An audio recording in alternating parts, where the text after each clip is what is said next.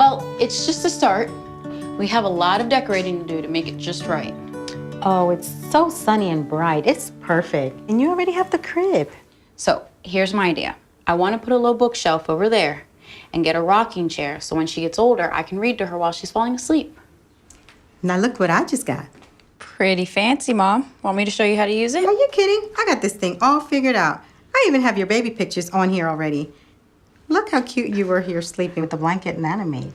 You know, today we don't put blankets in the crib no matter how cute they are. And we have to lay the baby down to sleep on their back every time. Today? Don't be silly. A baby's got to stay warm. You don't want your baby to get cold. And I always put you on your tummy. Mom, this is important. You've heard of SIDS, right? Oh, yes. That's when a baby dies unexpectedly during sleep, and doctors can't find an explanation. Right. Sudden infant death syndrome. At our birthing classes, we learned there are a lot of different things we need to do to reduce the risk of SIDS and other sleep-related causes of infant death, such as accidental suffocation. Now, for most of you, this is your first baby, and you might think that putting the baby to sleep in a crib is as easy as just sticking them in there. Remember this, safety starts with getting a safe crib, but there's a lot more to it. Before you put the baby in it, who knows what goes in a crib? I know. A sheet? A blanket? Soft bumpers. A teddy bear? One of you is right, and the rest are wrong. Over the past 20 years, researchers have learned a lot about safe infant sleep. Besides the baby, a fitted sheet in a safety-approved crib is the only thing you need. No loose bedding, no bumpers, no pillows, no teddy bears, and no blankets. So how does the baby stay warm? Good question. A one-piece sleeper like this or like this is all the baby needs at sleep time. What you dress the baby in should be appropriate for the room's temperature. But my grandmother just crocheted us a baby blanket. I'm sure it's beautiful. And you can use it to decorate your baby's room, just not inside or draped on the crib. And remember, it's been a long time since you were born, so your parents and grandparents may not know all the most recent safe sleep recommendations. Oh, look who it is, our special guest, baby Juliana. I see you already have her in a one-piece sleeper. Now, when she's tired and you've soothed her, you'll lower her down into the crib. The important thing is that your baby is always put down to sleep on his or her back. Around 4 to 6 months, babies start rolling over on their own, and that's fine. You don't need to turn the baby back over. Just remember to always put the baby down on his or her back at sleep time. And that goes all the way until the baby is 1 year old. But what if she spits up or something? Couldn't she choke? Actually, there's no evidence that babies are more likely to choke if placed on their backs for sleep. So you should feel confident that putting a baby to sleep on his or her back every sleep time is the safest thing to do. Check it out. Marco brought home this bassinet to keep in our bedroom. For the first couple of months, the baby will sleep right here in our room next to where we sleep. Oh, no, Jellybean. You're going to want that baby sleeping right next to you in bed for those feedings through the night. Actually, that's another thing we learned in our class. It's best to breastfeed. It reduces the risk of SIDS and, of course, has other health benefits too.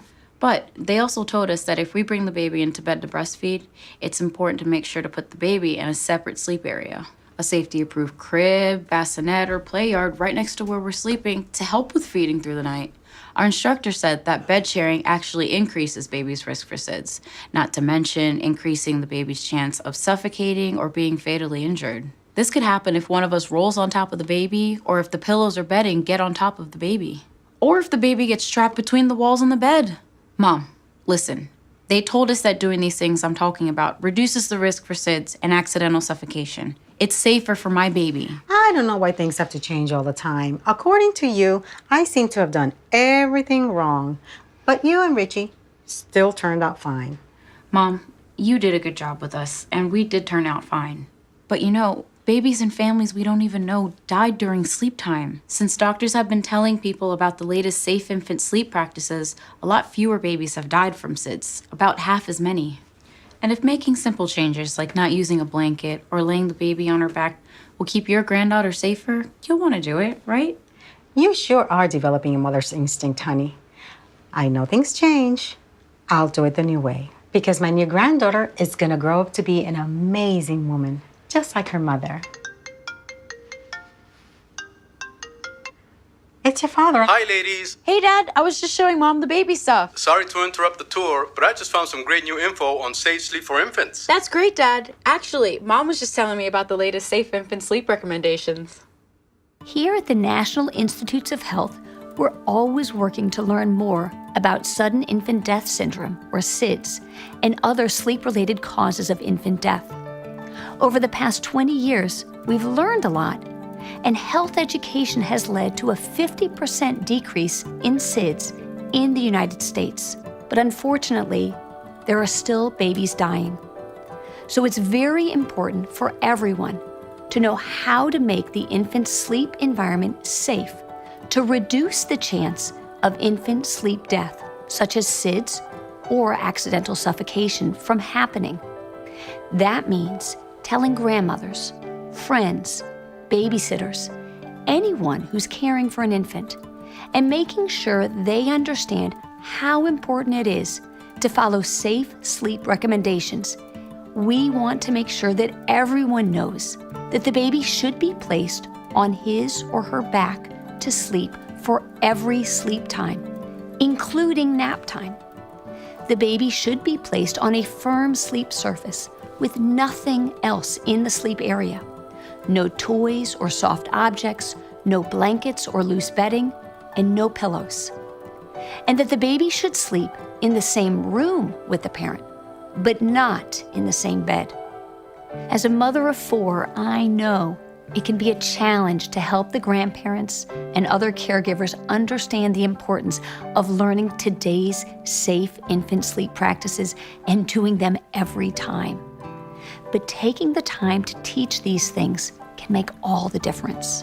For more information, please visit the Safe to Sleep website at safetosleep.nichd.nih.gov.